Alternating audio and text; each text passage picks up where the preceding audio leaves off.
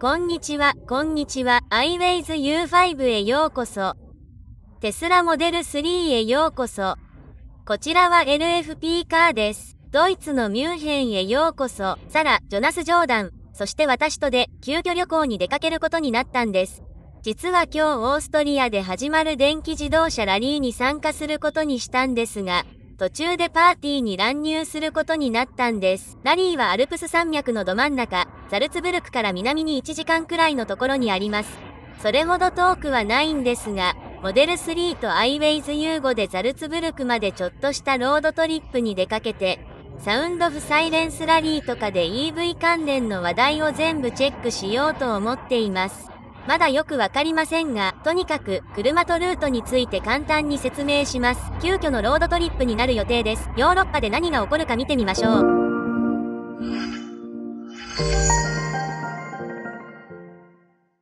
これはモデル3の標準レンジ LFP 車ですが、高性能リアモーターを搭載しているので、おそらく300馬力くらいの出力があります。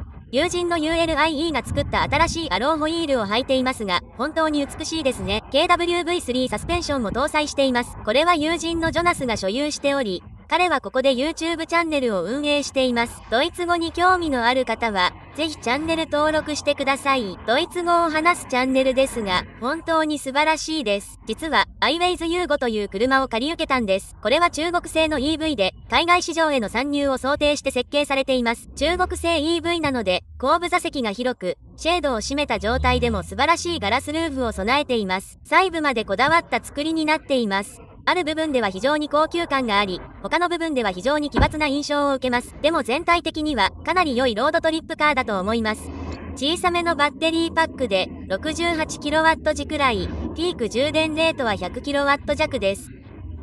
長距離走行向けではありませんが、私たちが目指すところ、つまり1日で数百マイル走行するには十分でしょう。こちらが前面の充電ポートです。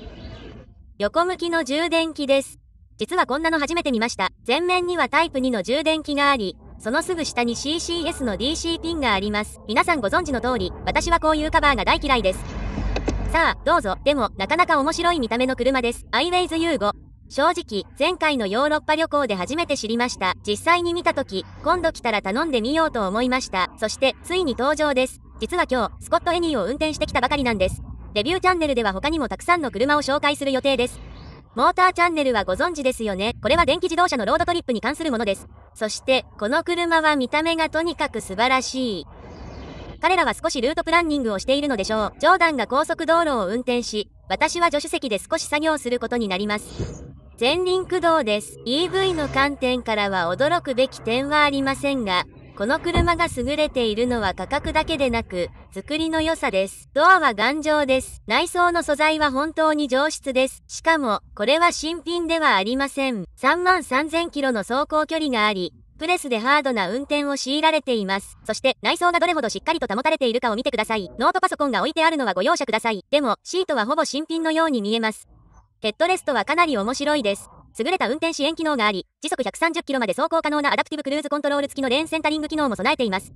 これはちょっと面白いのですが、これはグローブボックスです。中国ではグローブボックスが付いていないので、それは使えないという感じでした。それで、ここにバッグをくくりつけたんです。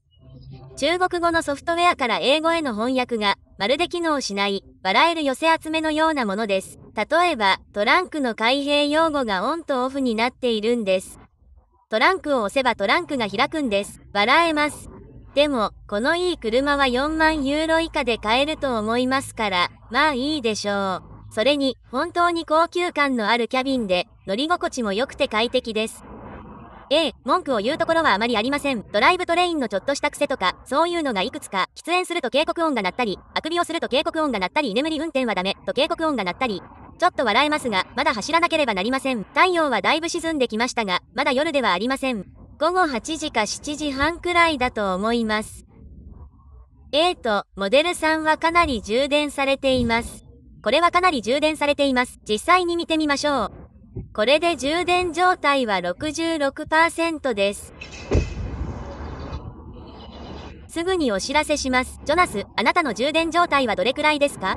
約 49% です。49%。つまり、あなたの 49% はこの車とほぼ同じです。66。おそらくそうです。はい。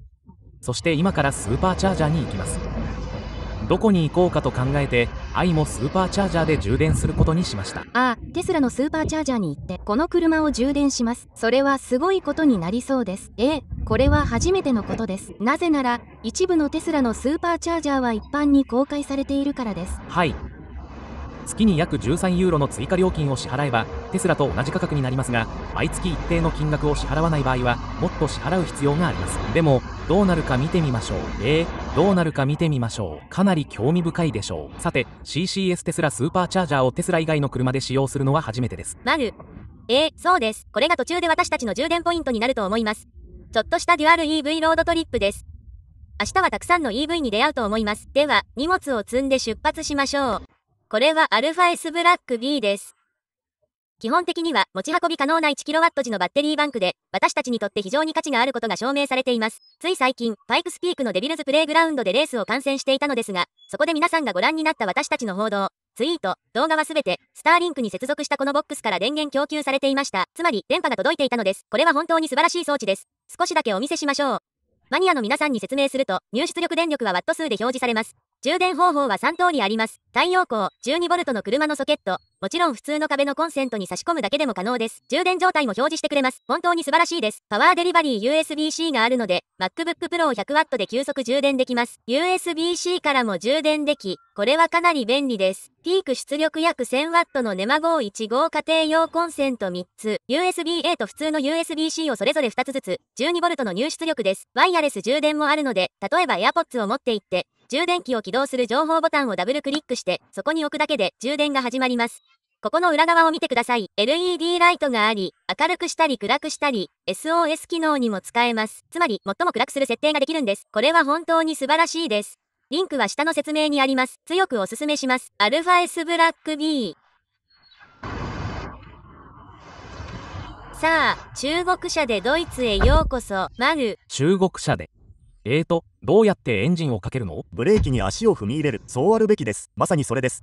私が考えていたことです。それがこの車の大きな利点です。この車には本当によくできている点がたくさんあります。でも、あまりよくできていない点もあります。とても不具合が多いです。カメラがそれを捉えられるかどうかわかりませんが、これが画面のリフレッシュレートです。多分 10fps くらいの感じですね。それで私たちの計画は、あなたが後ろにいる人たちと話しているのを見たわ。何をするの？それで、オーストリアのアニフ、ザルスブルクのすぐ南にあるスーパーチャージャーに行くことにしたの。残り 66% でオーストリアにつけるわ。そうね。推定走行距離は238キロで、ここから140キロ。それは良さそうだわ。それに私たちは高速道路制限区間を猛スピードで走ってきたわ。じゃあ、行くわね。エコモード。入ってるわ。OK。私も行くわね。カープレイは起動してる？私の場合は3回に1回くらいは動いてたわ。プラグを抜いて。ちょっと変わったことをしなきゃいけなかったの。つまり、基本的に140キロ、今は 66%。スーパーチャージャーを初めて使うところをビデオに撮らなきゃいけないの。ジョナスが来た。彼に何が必要か見てみよう。テスラが時速130キロを超えてはいけないって言ってた。だから、覚えておいてね。でも道路にはたくさんの規制があるんだ。だから、行き過ぎないようにね。僕たちもいつでも君の後を追える。だから、ゆっくり行こう。そこに着く頃には 6% くらい残っていると思うけど、6% あれば十分だよ。君の後を追えるよ。どうせ130キロを超えるとあまり気持ちよくないんだ。わかった。見て、わかった。これの最高速度は170キロで、170キロを出すには両手でハンドルを握っていないといけない。でも、世界の終わりじゃないよ。風で少し揺れるのを感じるくらいだ。4回目。レモネードをもらった。カープレイも買った。さて、最初の充電スタンドまで1時間23分だ。出発しよう。充電状態は 66%。ロードトリップにぴったりの美しい夜。なんてことだ。天気は最高。24度。風はほとんどない。そしてモデル3が走り出す。すごくかっこいい車じゃないか。本当に。ユリは新しいアローホイールを素晴らしい仕事で仕上げた。モデル3にすごくよく合う。マットなラップが本当に似合う。モデル3では写真写りが悪くて S にはぴったりだと思っていたけど、なんとこの車では本当にいい感じだ。さて、シートベルトを締めて。楽しい車ばかりだ。ドイツ中を運転しているといつも事故りそうになる。アメリカにはない車ばかり見て、マニュアルトランスミッションかどうか確認するばかりだから。でも、全部マニュアルトランスミッションですごい。例えば、スコット・ファビア。いいね。縦列駐車をしようとしている。縦列駐車をしようとしている。アメリカにはないものばかりだ。カントリーマンを除いては素晴らしいですが、あれは先ほど見ました。ジャングルグリーンの S ディーゼルです。ジャングルグリーンです。そうです。マニュアルディーゼルのクーパー S です。前輪駆動だけだと思います。オール4ではありません。すべての車です。そして、見て、これが新しい車です。路上を走っている車の5台のうち4台はマニュアル車だと思います。つまり、ディーゼルマニュアルかバッテリー電気自動車です。私はドイツが大好きです。さて、テスラの後を追っていきます。ミュンヘンのダウンタウンを通り抜けてオーストリアに向かうようです。そこでちょっとした小旅行、ちょっとした電子機器を購入しないと、そこで運転中に違反切符を切られないでしょう。これは良い考えです。そして電気自動車を運転しているので、特定の区間は時速100キロではなく130キロで走ることができます。そうです。オーストリアは涼しく、電気自動車にはより高い速度制限があるからです。素晴らしい。はい、それでは出発します。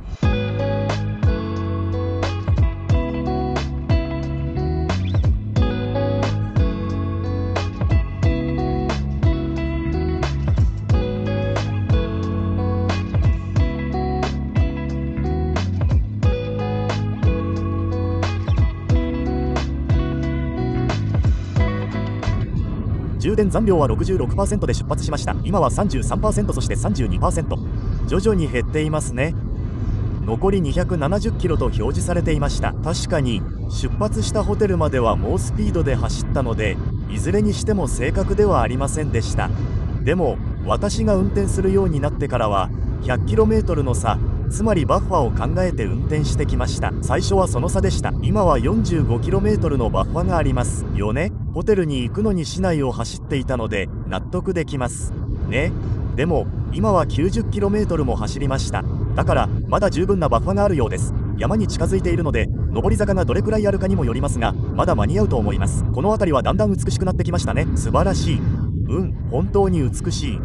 車自体は好きじゃないけど運転は好き。この車の何が気に入らないって？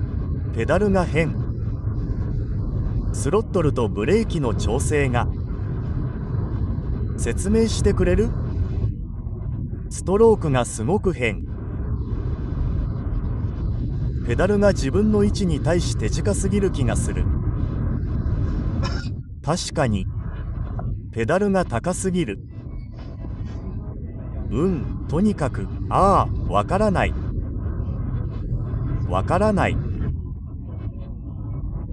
ステアリングの何が気に入らないのか説明できない。とにかく変な感じ。前を見てくださいって感じ。自動車ってそういうものだから、あくびをするたびに起きろって言われる。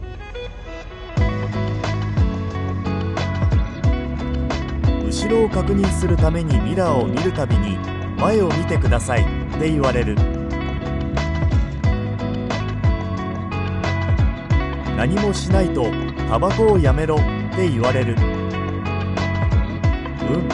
暑い。まっすぐに車線に入るのがすごく変な感じになるだろう。どこにでもあるからね。だからここに駐車させておこう。ここにはシトロエンイーマハリがあります。私の夢の車の一つです。すごくかっこいいです。あそこにズームインするとオーナーを探さないといけないのですが、それはまた別の機会に。とにかく超かっこいい。オーストリアへようこそ。これから使うのは CCS 接続です。これは通信ピンと DC ピンを備えた典型的なタイプ 2CCS です。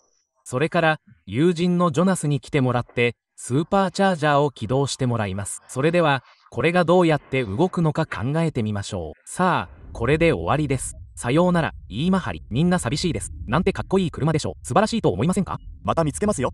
チップをつけるだけでいいと思います。彼は数日中に修理に取り掛かると言っていて、その後でまたレビューに来ます。彼は EQV も持ってて、それをレビューできるんです。すごくクールですね。メルセデスはコンプレス向けの車両を持っていないので、それは素晴らしいことです。だから EQV とマハリを撮影できるんです。ヨーロッパに来ると物事は成り立ちますからね。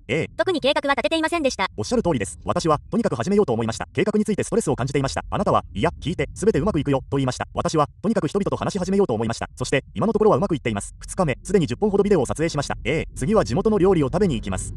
本当？マクドナルド。でもここは違うよね。モデル3のオレンジ色の方向指示器もすごいですね。かっこいいですね。それにブレーキランプと方向指示器を点灯したままにできるということです。彼はただデモンストレーションのためにそうしていただけで。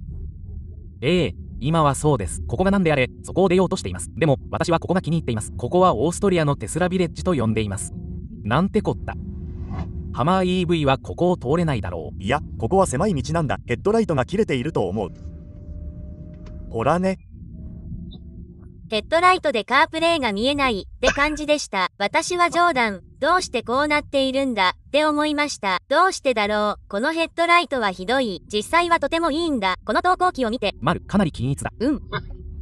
なぜカープレイがオンになったのか。なぜそれがカープレイが機能したのかは分かりませんが、あのオレンジ色の方向指示器を見て、私はココアルプスの小さな村々が大好きです。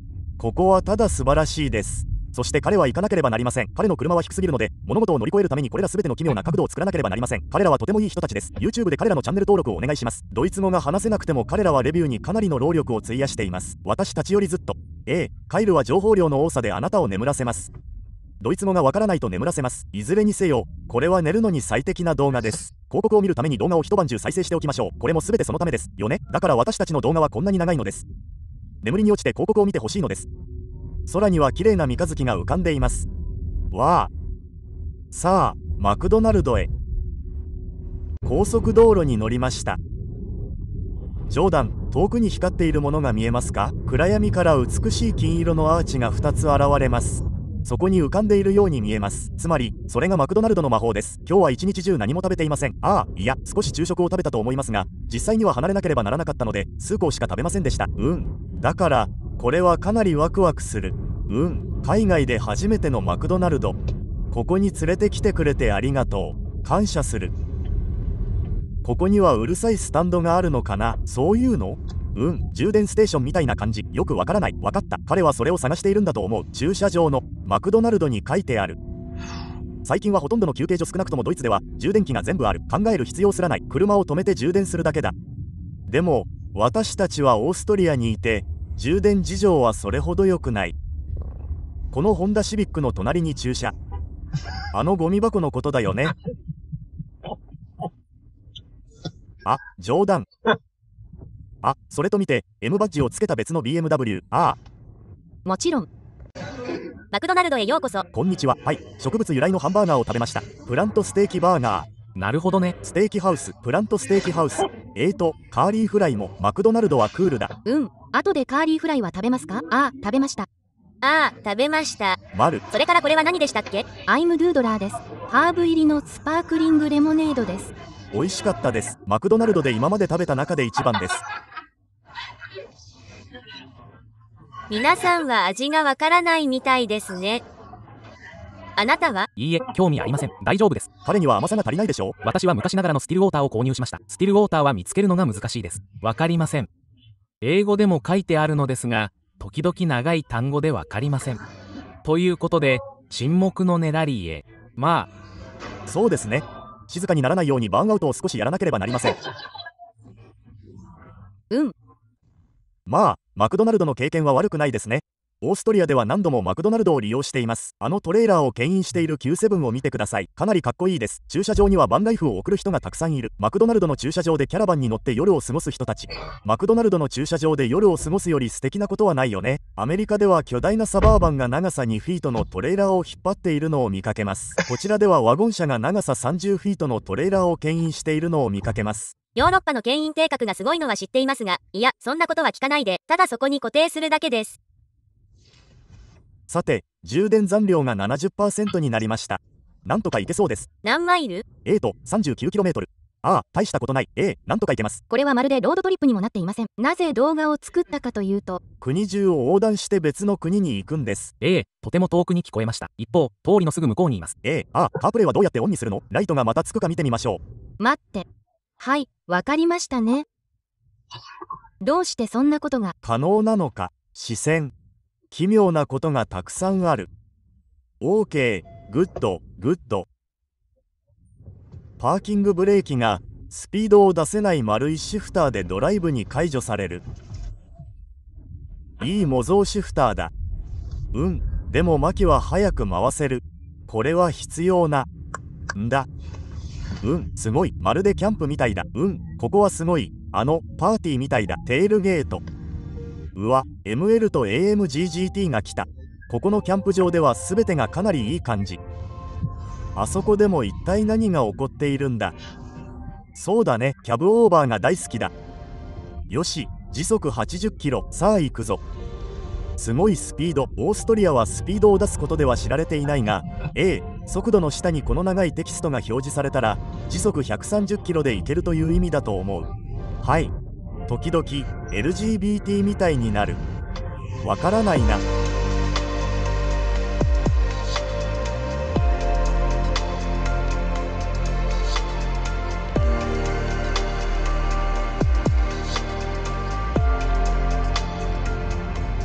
よし、オーストリアの高速道路を出たところで今夜泊まる場所にほぼ着いた。アルピンロッジというホテル。峠を目指す。最高だ兄弟。いいね。街中だ。ここは制限速度が30だ。適切な運転。それが俺の言っていることだ。わからない。それは違ったと思う。どこに向かっているのかわからない。わかった。落ちてる。それにここの試験員ではブレーキランプがつかない。いいね。よし、では1分でそこに着く。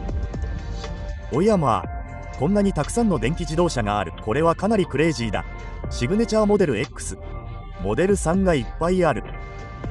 ここが正しい場所だと思う。見つけたかもしれない。そこら中電気自動車。ミラーボールが中にある。どの？あら、そこには。おやまあ、何だこれはすごい。うわぁ、そうだ。よ、シグネチャーモデル X は最高だ。旧モデル S のロードスター。いいね。テスラのそばには止めないでおこう。他に選択肢はないと思う。一番後ろに止めようと思う。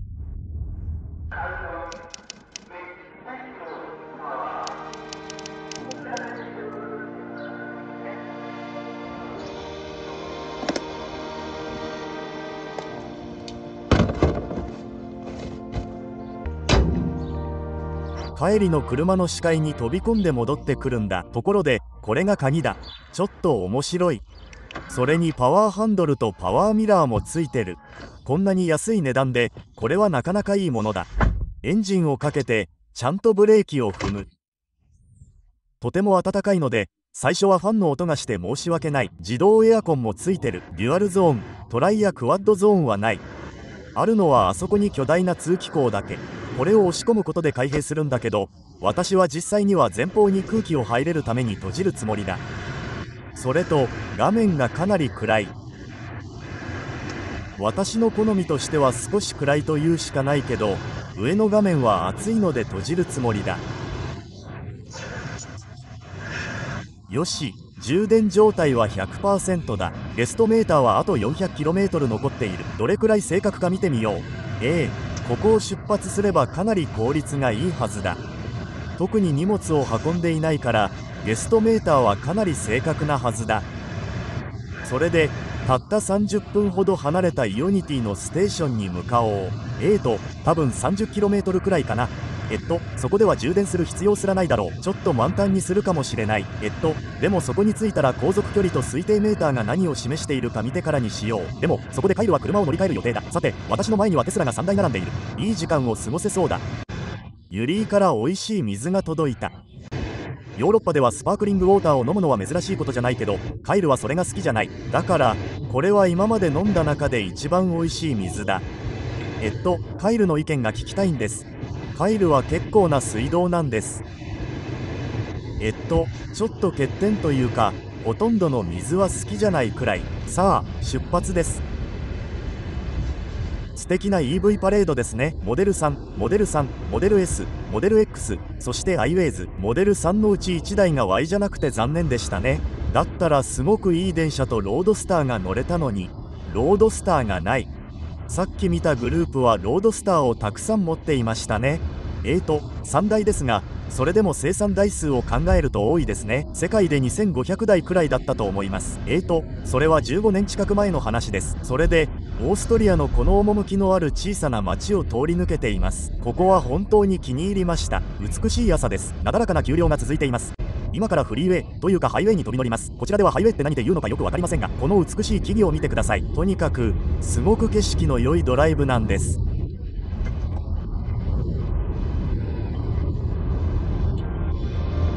アルプスのまさに端っこ、オーストリア南西部あたりからザルツブルクへ、そしてドイツへ向かっています。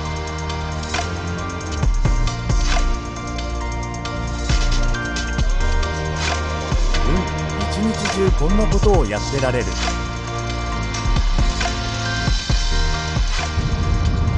ジョナスがカメラですごくいい写真を撮ってると思う。そう、あそこにいる。あれは丘の中腹にあるオーストリアの城。なんてこった。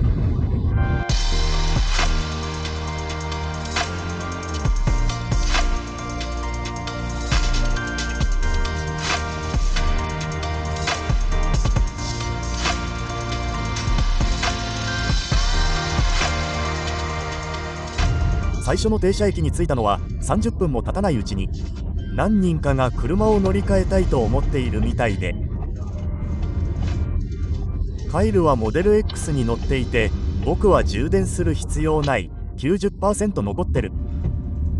でもテスラの人たちは車を乗り換えるみたい。僕は iWays U5 でゆっくりしよ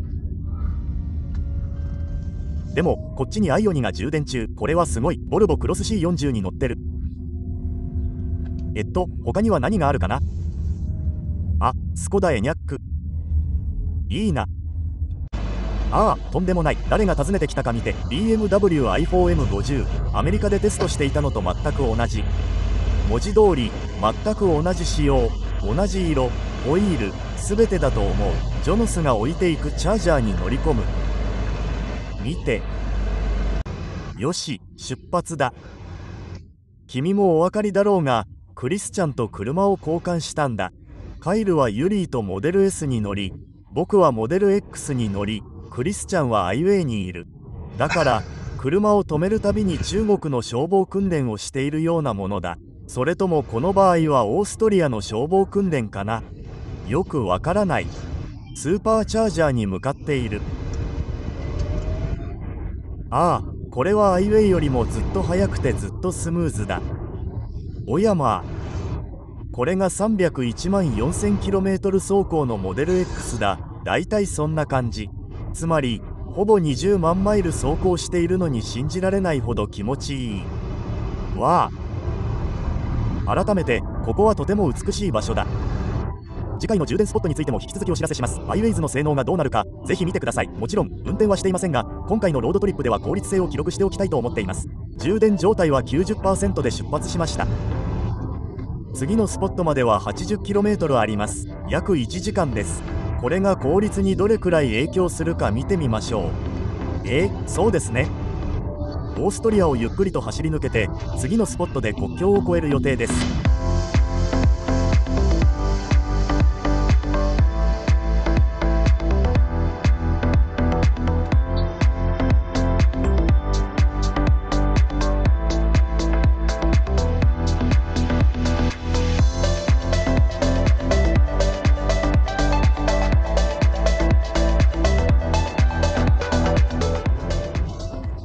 国境の交通状況は非常に悪いようですが、少なくとも景色は美しいです。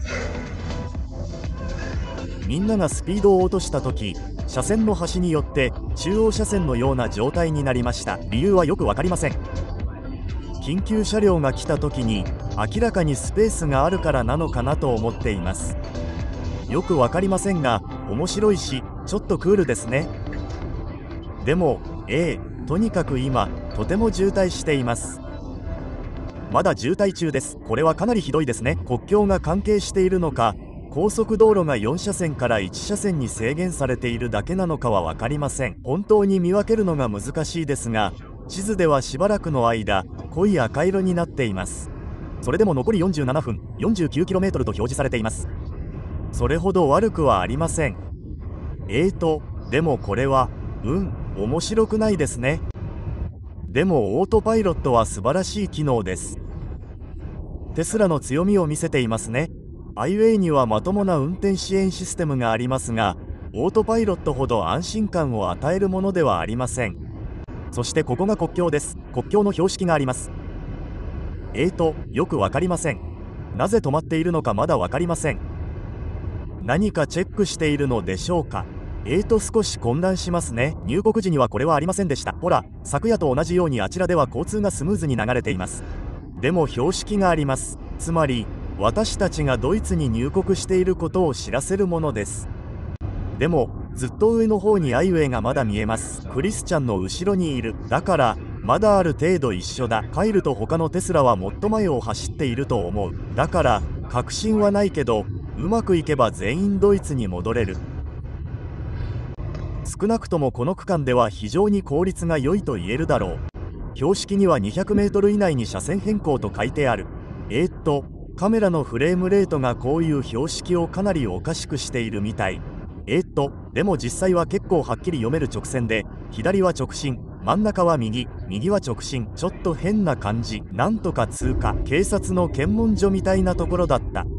注目を集めたくなかったので撮影はしなかったけど、彼らはただ通り過ぎる車を監視していたんだ。そして私の後ろでランダムに1台を止めようとしているように見えた。ランダムではなかったのかもしれない。本当によくわからない。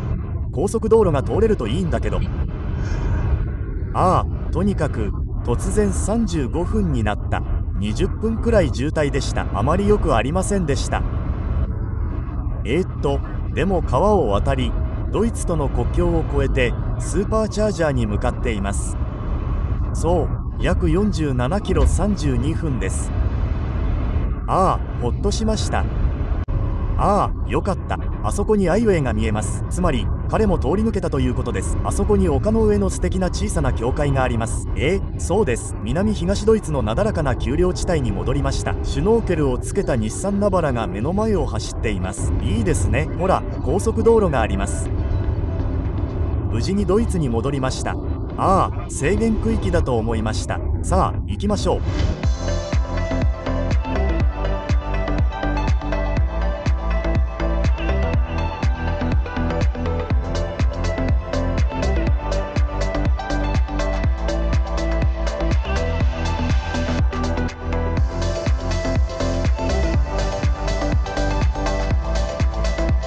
暑い。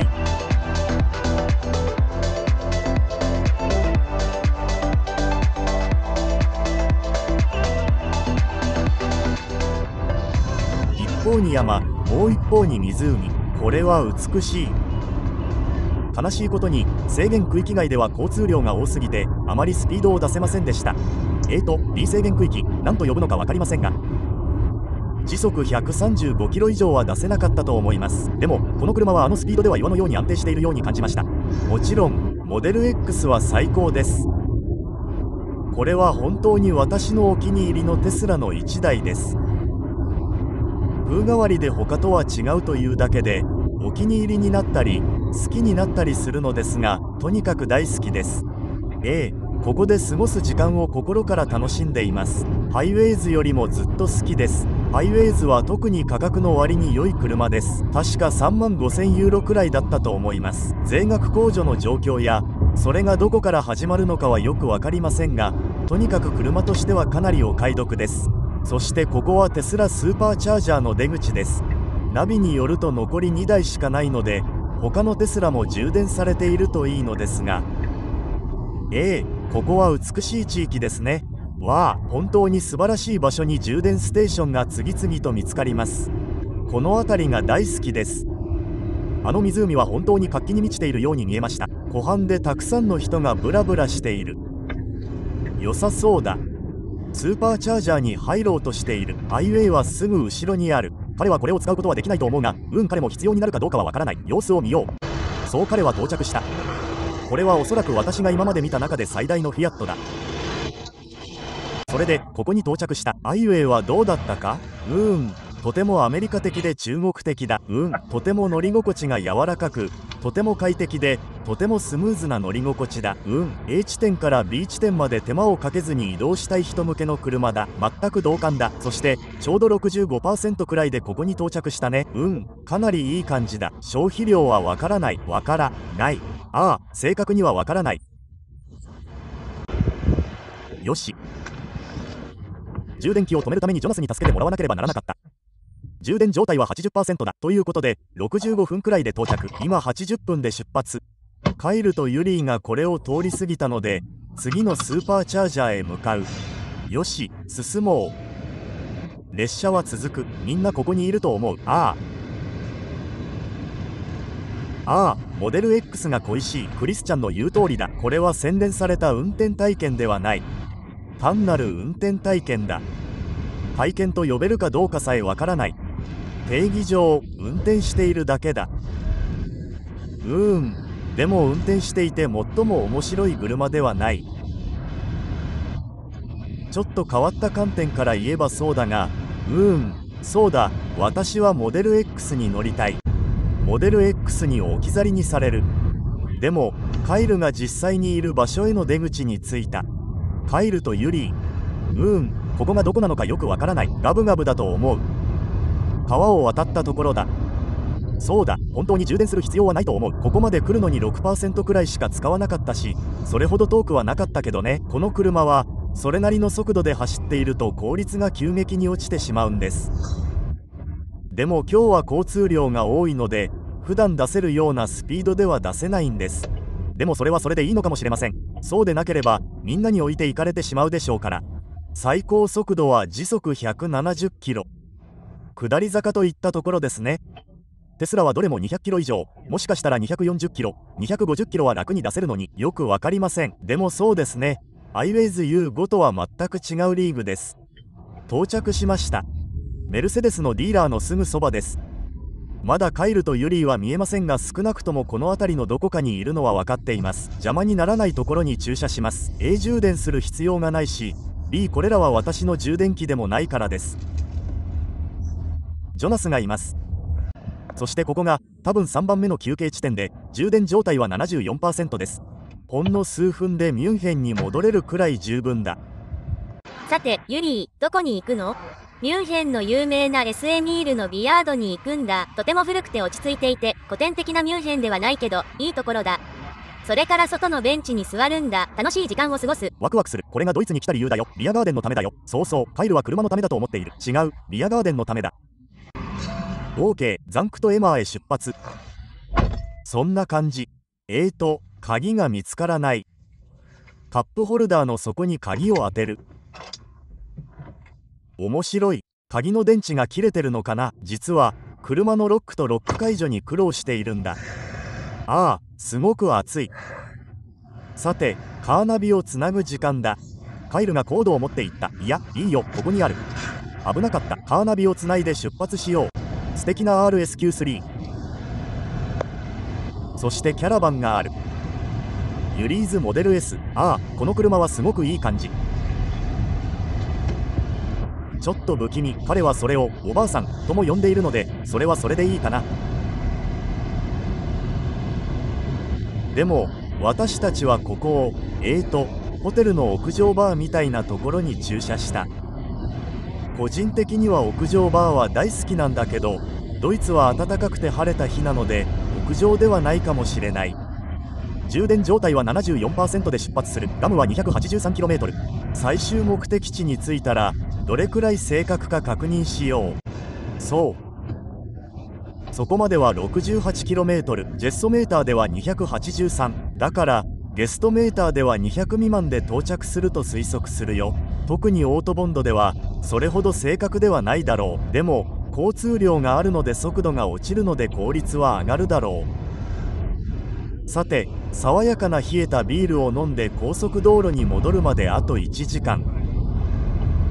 こういう車線状況は本当にいいよね。時々非常に明確な車線表示があって、片側は合流できるけどもう片側はダメだと書いてあるんです。ドイツの道路システムは全体的にとても良くて、とても効率的だと思います。私も大好きです。かっこいいヒュンダイ i20 を見てください。まさにその通りだと思います。またしても日曜日なので平日よりも交通量が多いですが、みんな運転の仕方を知っているようです。アメリカとは違い、事故は一度も見ていません。みんな運転が上手です。注意を払っています。交通が急に減速したらフラッシャーを出します。とにかくルールを守っています。面白いのはスピードを出したい衝動を感じていないことです。もしかしたら外国の警察が怖いからかもしれませんが、高速道路では速度無制限で思う存分走れるんです。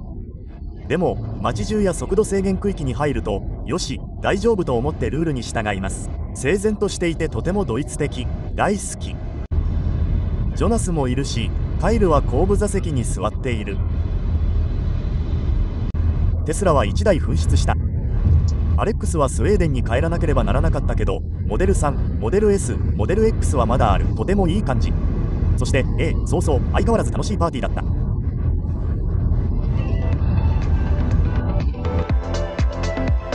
ビアガーデンでティモン、マイク、ベンと会う予定。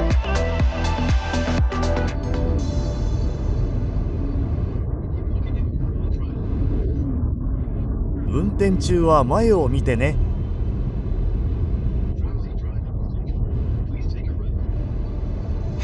ミラーを確認していたんだけど。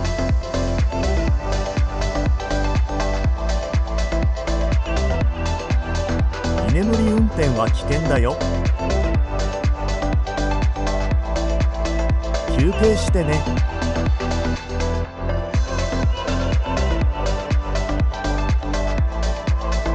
ミュンヘンに戻ってきてビアガーデンに近づいてきた。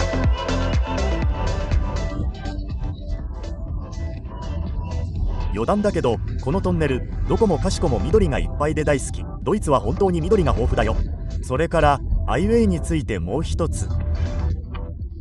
電話をかけてみたんだけど、どうやらひどいらしい。マイクの質みたいな。相手は自分の声しか聞こえなくて、私の声がほとんど聞こえない。これは注意点だね。というか私の方では音質はまあまあだったんだけど、あまりうまくやり返せませんでした。あと約 5km で推定距離は残り 207km です。悪くないですね。もちろんこのように時々渋滞に巻き込まれました。だからそれは考慮に入れなければなりません。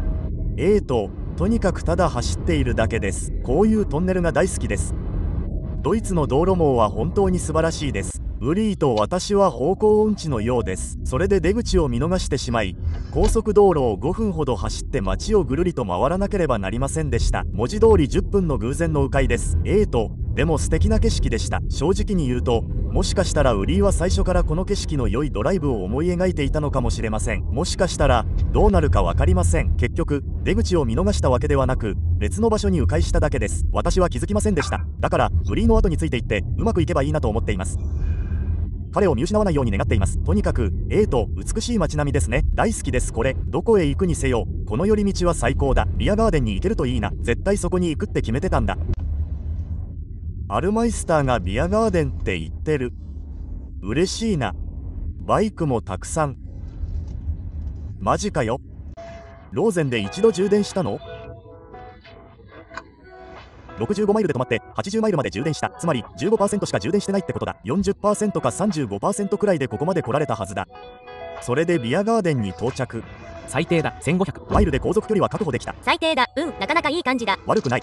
美しい。この車では途中で切れたのかと思ったよ。いや編集者のジョーダンだ。アイウェイズのためにこのロードトリップのまとめを撮影したはずが完全に消えちゃった。あのクリップはどこに行ったのかわからないけど、これで旅は終わりだ。後ろのライプツヒのポルシェトレーニング施設は無視して、あれは無視して、アイウェイズのロードトリップ。最後に皆さんと共有したい感想があります。とても興味深い車です。